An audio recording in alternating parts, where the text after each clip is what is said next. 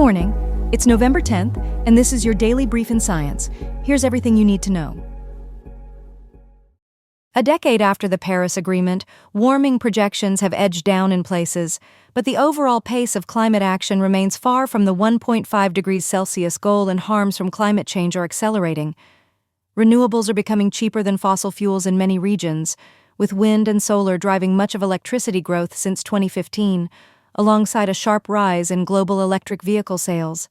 Yet experts warn the gap between on-the-ground progress and targets for developed countries is widening, and leaders say more ambitious action is needed. Glaciers and major ice sheets have lost trillions of tons of ice, contributing to sea level rise and heightened coastal risk. The Amazon's role as a carbon sink has weakened due to deforestation, and rising methane and carbon dioxide levels underscore ongoing pollution challenges. Since 2015, global temperatures have risen notably, with record heat and more extreme weather events across regions. The past decade produced a heavy bill of billion-dollar weather disasters, totaling roughly $1.5 trillion in the United States alone, with wildfires, floods, and heat waves worldwide. Sea level rise is accelerating, about 40 millimeters since 2015, adding to coastal risk. Global emissions trajectories remain uneven. Some countries reduced carbon dioxide, while others, notably China and India, increased emissions, and methane and carbon dioxide concentrations have continued to climb since 2015. Prominent figures cited include Johan Rockström, Christiana Figueres, Inger Anderson, Todd Stern, and researchers from NOAA, Copernicus, and the Bezos Earth Fund Consortium. A new line of research zeroes in on microglia, showing that lowering Pu.1 in these brain cells nudges them into an immune-regulating state. These protective microglia express receptors typically found in lymphoid cells and generate broad anti-inflammatory effects, reshaping how the brain handles inflammation. In this state, the microglia have reduced Pu.1 and increased CD28, a combination that helps tune brain immune activity. Across mouse models, human brain cells, and tissue samples, these cells contribute to memory preservation and survival by dampening neural inflammation. The work, supported by NIH, the European Research Council, Cure Alzheimer's Fund, and others, spans institutions including the Rockefeller University and the City University of New York, highlighting extensive collaboration. Leading researchers Anne Schaefer and Alexander Tarakovsky direct the work, with Alison Goat providing genetic context to tie these findings to broader Alzheimer's risk.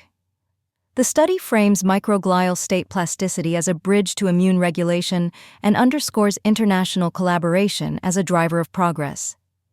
A prior SP11, Pu.1 variant associated with lower Alzheimer's risk provides a mechanistic link. Reduced Pu.1 levels promote protective microglial activity. A Nature report from November 2024 profiles a microglial subset characterized by low Pu.1 and high CD28 from Icahn School of Medicine at Mount Sinai and international partners, aligning with the new study's findings. The implications point toward immunotherapy strategies that target the Pu.1 CD28 axis to modulate brain inflammation and disease progression. Removing CD28 from this protective subset worsens inflammation and accelerates plaque growth, underscoring CD28's essential role. Even small protective microglial subsets appear to contribute to memory preservation and survival in mice, suggesting meaningful therapeutic potential. A new Intermountain Health study ties hypertensive disorders of pregnancy to a sharp rise in cardiovascular events within 5 years after delivery, including heart attack, stroke, heart failure, and even death. The findings were presented at the American Heart Association Scientific Sessions 2025 in New Orleans on Sunday, November 9th. Lead investigator Kismet Rasmussen says that hypertension in pregnancy, including chronic hypertension, markedly increases long-term cardiovascular risk, especially in severe cases. The study suggests postnatal risk models should incorporate hypertensive disorders of pregnancy phenotype and severity to guide surveillance and prevention, and it highlights gaps in awareness and routine monitoring among patients and providers. Many pregnant women remain unaware of these long-term risks, and the study calls for early intervention and collaborative care to reduce maternal morbidity and mortality related to hypertensive disorders of pregnancy. Researchers advocate for better identification of at-risk women and coordinated care before, during, and after pregnancy, proposing an integrated model that brings primary care and cardiology into high-risk maternal care. The authors emphasize integrating primary care and cardiology with OB/GYN services to provide cross-disciplinary care across the perinatal period. Intermountain Health is building a framework that links primary care, cardiology, and mental health to support care from preconception counseling and pregnancy blood pressure management to ongoing cardiovascular surveillance after delivery. About 19.7% of patients in the study had a hypertensive disorders of pregnancy diagnosis, with higher prevalence among first births, and those with hypertensive disorders of pregnancy carried more cardiovascular risk factors such as obesity, smoking, diabetes, dyslipidemia, depression, and lower socioeconomic status. The hypertensive disorders of pregnancy diagnosis during pregnancy marks a common sentinel event for lifelong cardiovascular vulnerability and represents an opportunity for early intervention in subsequent pregnancies. Hypertensive disorders of pregnancy patients cluster traditional cardiovascular risk factors, underscoring the need for holistic management that addresses metabolic, behavioral, and social determinants of health. A newly identified fossil species called Wadisuchus casabi shines a light on early marine crocodile evolution in Egypt's western desert as a key site. Dating to the Campanian around 80 million years ago, this discovery extends the Dinosauridae family and supports Africa as the cradle of their evolution. Fossils include 2 partial skulls and 2 snout tips from 4 individuals at different growth stages, allowing detailed anatomical study through high-resolution CT scans and 3D reconstructions. Researchers published their findings in the Zoological Journal of the Linnean Society on October 27, 2025, DOI 10.1093/Zoolinnean/ZLAF134, with a team led by Sarah Saber and Hesham M. Salam. Wadisuchus casabi measures about 3.5 to 4 meters in body length, features a very long snout and tall sharp teeth, and has 4 front snout teeth rather than 5. Its topside nostrils indicate surface breathing, and a deep notch at the snout tip where the jaws meet suggests a gradual bite adaptation.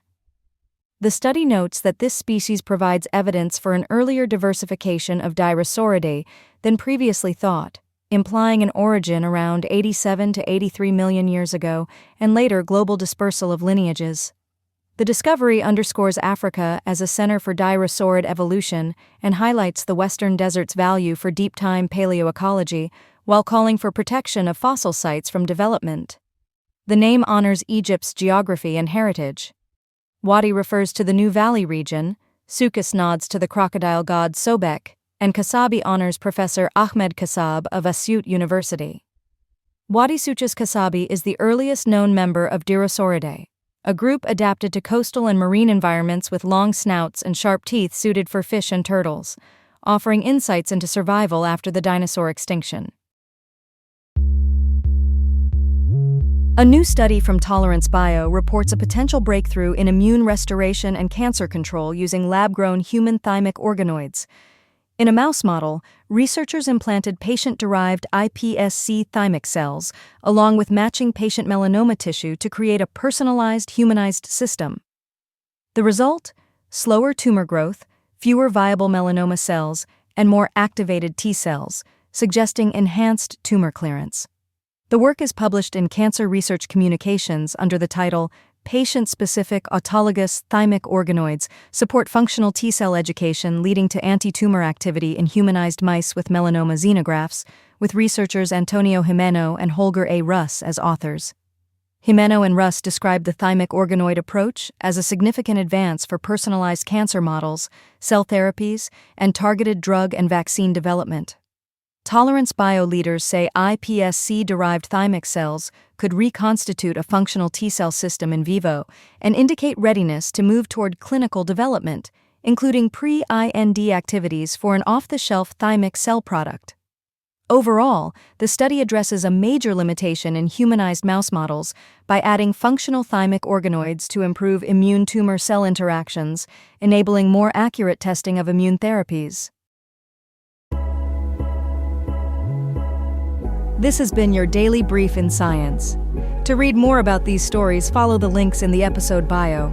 You can also subscribe to these updates via email at www.brief.news.